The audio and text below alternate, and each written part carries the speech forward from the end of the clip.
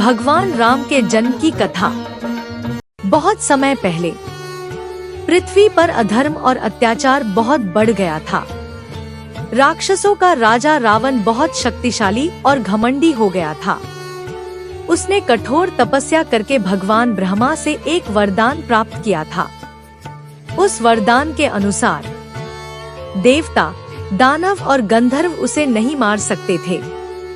इस वरदान के कारण रावण को किसी से डर नहीं लगता था। वह ऋषियों के यज्ञ नष्ट कर देता था और साधु संतों को बहुत परेशान करता था।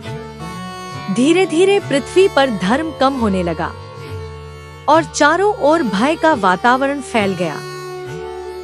तब सभी देवता और ऋषि मिलकर भगवान विष्णु के पास गए। उन्होंने भगवान विष्णु से प्रार्थना की, हे प्रभु, हमें रावण के अत्याचार से बचाइए। तब भगवान विष्णु मुस्कुराए और बोले, रावण ने वरदान लेते समय मनुष्यों को तुच्छ समझा था, इसलिए उसे केवल मनुष्य ही मार सकता है।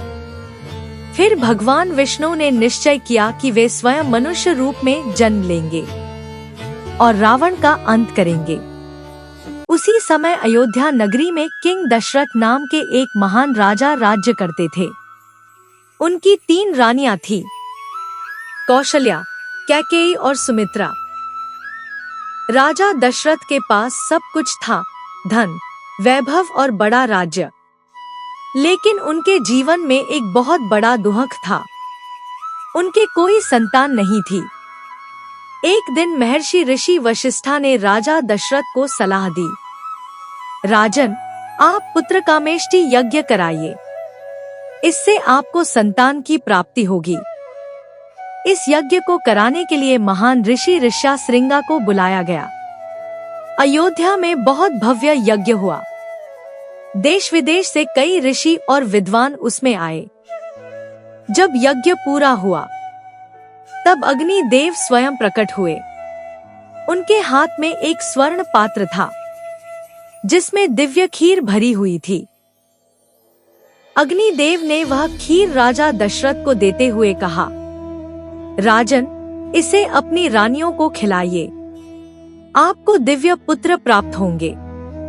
राजा दशरथ बहुत प्रसन्न हुए। उन्होंने वह खीर अपनी 3 रानियों में बांट दी।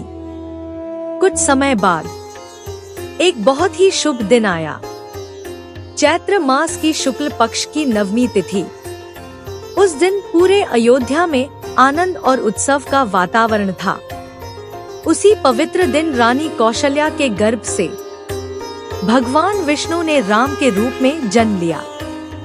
पूरा अयोध्या खुशियों से झूम उठा।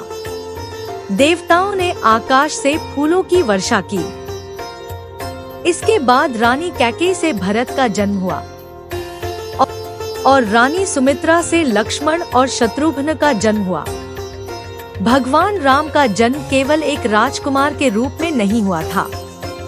वे आए थे धर्म की रक्षा करने, अधर्म को समाप्त करने और संसार को आदर्श जीवन का मार्ग दिखाने। बड़े होकर भगवान राम ने सत्य, मर्यादा और कर्तव्य का पालन किया और पूरी दुनिया को सिखाया कि आदर्श जीवन कैसे जीना चाहिए। अंत में भगवान राम ने रावण का वध किया और पृथ्वी को अत्याचार से मुक्त किया। इसीलिए भगवान राम को मर्यादा पुरुषोत्तम कहा जाता है। आज भी हर साल राम नवमी के दिन भगवान राम के जन्म का उत्सव बड़े प्रेम और श्रद्धा से मनाया जाता है। यह कथा हमें सिखाती है, सत्य और धर्म की हमेशा विजय होती है। जय श्री राम।